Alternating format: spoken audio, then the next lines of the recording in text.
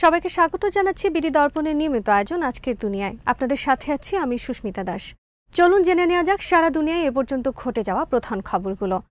পশ্চিমা দেশগুলোকে ফাঁদে ফেলে মধ্যপ্রাচ্যে একটি বিস্তৃত যুদ্ধে নামাতে চান ইসরায়েলের প্রধানমন্ত্রী বেঞ্জামিন নেতানিয়াহু।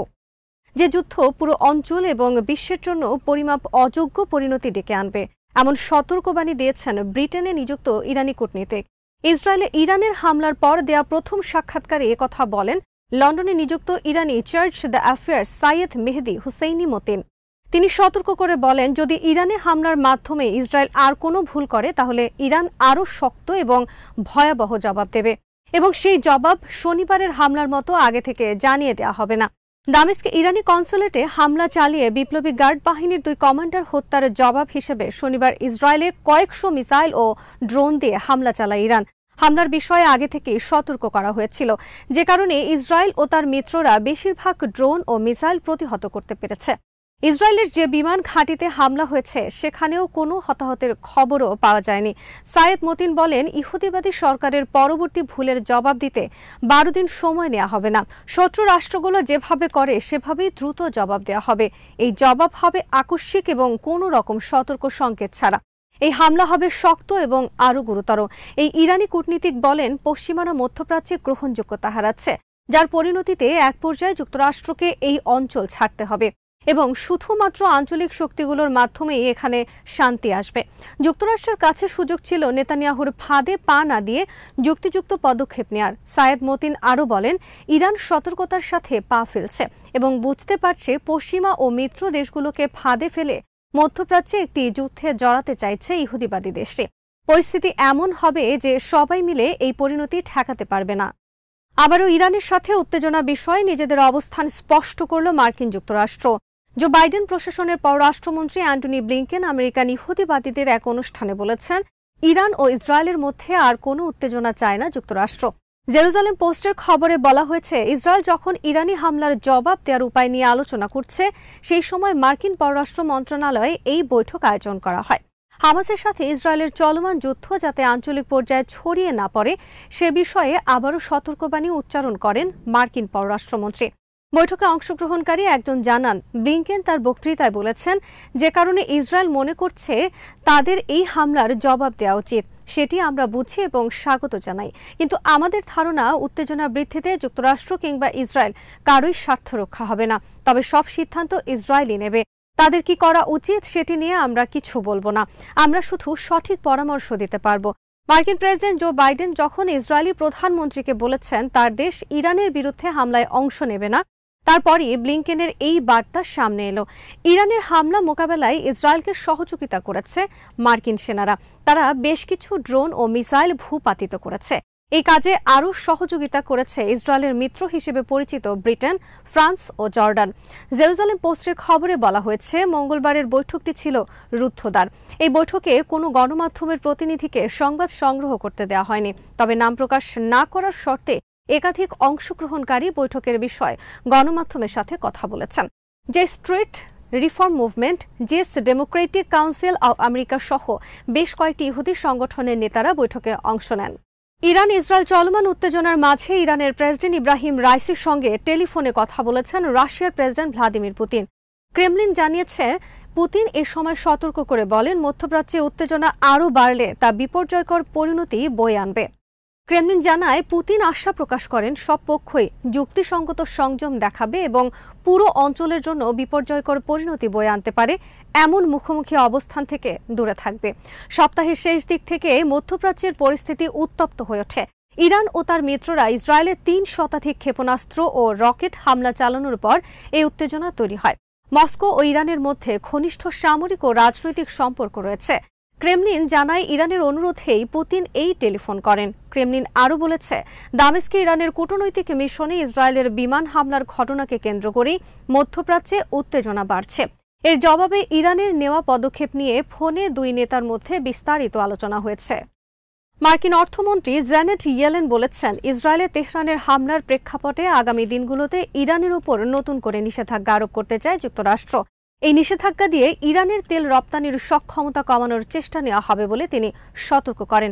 ওয়াশিংটনে আন্তর্জাতিক মুদ্রা তহবিল IMF এবং বিশ্বব্যাংকের বসন্তকালীন বৈঠকের ফাঁকে এক সংবাদ সম্মেলনে ইয়েলেন বলেন, নিষেধাজ্ঞা অনুমোদন করা সহ আমরা আগামী দিনগুলোতে ইরানের বিরুদ্ধে বাড়তি নিষেধাজ্ঞার পদক্ষেপ নেব বলে আশা করছি।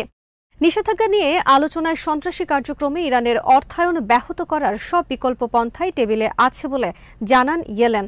তিনি বলেন, ইরানের তেল রপ্তানির ক্ষমতা কমিয়ে তাদের অস্থিতিশীল আচরণের হ্রাস টেনে ধরার চেষ্টা এর আগেও করেছে মার্কিন অর্থ ও পররাষ্ট্র মন্ত্রণালয়। তারপরও ইরান কিছু তেল রপ্তানি করছে জানিয়ে ইয়েলেন বলেন, এক্ষেত্রে আমাদের হয়তো আরও কিছু করার আছে। তিনি বলেন, গত সপ্তাহের শেষে ইসরায়েলে ইরানের হামলা এবং গাজা, লেবানন, ইয়েমেন ও ইরাকের সশস্ত্র গোষ্ঠীগুলোকে ইরানের অর্থায়ন মধ্যপ্রাচ্যের স্থিতিশীলতায় হুমকি হয়ে দাঁড়িয়েছে। ইয়েলেন বলেন, ইরান যাতে বিচ্ছিন্ন হয়ে পড়ে, প্রক্সি গ্রুপগুলোকে অর্থায়ন করতে না পারে এবং ইউক্রেনে রাশিয়ার যুদ্ধে সমর্থন সহায়তা দিতে না পারে, সেজন্য যুক্তরাষ্ট্র অর্থনৈতিক নিষেধাজ্ঞাকে কাজে লাগাচ্ছে।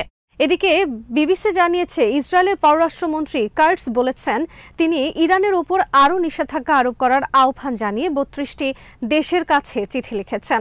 এসব চিঠিতে ইরানের ক্ষেপণাস্ত্র কর্মসূচিতে নিষেধাজ্ঞা আরোপের আহ্বান রয়েছে।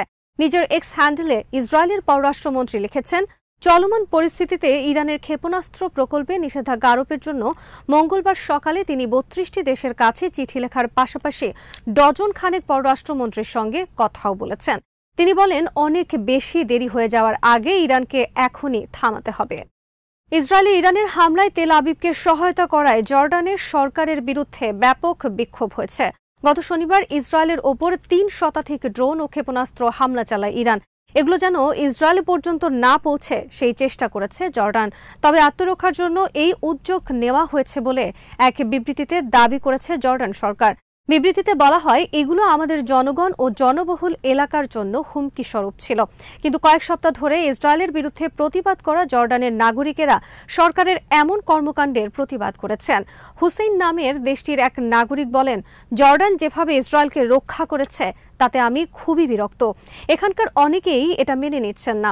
আমরা ইরানকে সমর্থন করি না এবং গাজায় এখন যা ঘটছে তার পেছনে ইরানের বড় ভূমিকা আছে বলে মনে করি। কিন্তু গাজায় ইসরায়েলের কার্যক্রমে বাধা সৃষ্টি করে এমন যে কোনো পদক্ষেপের সঙ্গে আমরা আছি। মারিয়াম নামের আম্মানের এক বিশ্ববিদ্যালয় শিক্ষার্থী বলেন, জর্ডানে ইরানের জনপ্রিয়তা নেই, কিন্তু আমি ইরানের নিক্ষেপ করা ক্ষেপণাস্ত্র, জর্ডানের বাধা দেওয়া এবং অনিচ্ছাকৃতভাবে এই যুদ্ধে জড়িয়ে পড়া প্রত্যাখ্যান করি। আম্মানের সামরিক বিশ্লেষক মাহমুদ রিদাসাদ বলেন, যে ঘটনা ঘটেছে সেটিকে কখনো ইসরায়েলকে রক্ষার জন্য করা হয়েছে তেমনটা বলা যাবে না, বরং জর্ডানের সার্বভৌমত্ব ও আকাশসীমা রক্ষার জন্য করা হয়েছে। কারণ ড্রোন বা ক্ষেপণাস্ত্র কোথায় পড়বে তা জানা যায় না। জর্ডান সহায়তা করেছে বলে ইসরায়েলের গণমাধ্যমে আনন্দের খবর প্রকাশ হয়েছে। এ সম্পর্কে রিদাসাদ বলেন, এটা ইসরায়েলের অপপ্রচার ছাড়া আর কিছুই নয়। গাজায় হামলার প্রতিবাদে কয়েক সপ্তাহ ধরে আম্মানে ইসরায়েলের দূতাবাসের সামনে জড়ো হয়ে কয়েক হাজার স্থানীয় মানুষ বিক্ষোভ প্রদর্শন করেছেন। তারা ১৯৯৪ সালে ইসরায়েল ও জর্ডানের মধ্যে সই হওয়া শান্তি চুক্তি বাতিলেরও আহ্বান জানান। ভারতের ছত্তিশগড় রাজ্যে নিরাপত্তা বাহিনীর সঙ্গে বন্দুকযুদ্ধে ২৯ মাওবাদী নিহত হয়েছেন।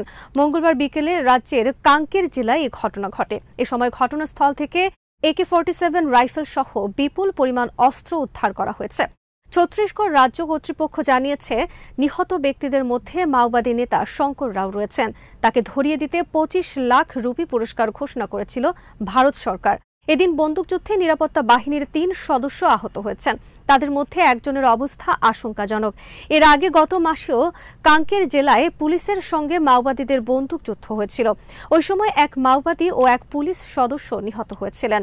তখন ঘটনাস্থল থেকে বন্দুক ও বিস্ফোরক উদ্ধার করেছিল পুলিশ। গত ২ এপ্রিল মধ্যাঞ্চলীয় এ রাজ্যের বিজাপুর জেলার প্রত্যন্ত জঙ্গলে নিরাপত্তা বাহিনীর সঙ্গে বন্দুকযুদ্ধে কমপক্ষে ১৩ মাওবাদী বিদ্রোহী নিহত হন।